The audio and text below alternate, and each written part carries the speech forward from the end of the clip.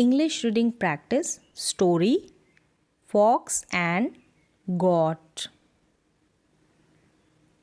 A fox one day fell into a very deep well and couldn't escape. A fox one day fell into a very deep well and couldn't escape. A goat who was very thirsty came to the same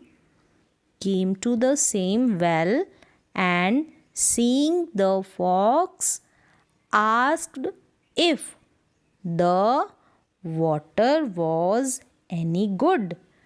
Concealing his sadness and pretending to be happy. Concealing his sadness and pretending to be happy.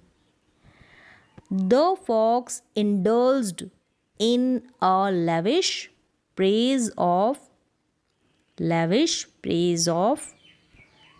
the water, saying it was incredibly good and encouraging to join him. The goat, mindful only of his thirst, thoughtlessly jumped down, but as he drank, the fox informed him of the difficulty they were both in and suggested a scheme for their escape. If you will place your forefeet upon the wall and bend your head, I will run up your back and escape, and I will help you out afterwards. The goat readily assented, and the fox leaped upon his back. He safely reached the mouth of the well and escaped. He ran off as fast as he could.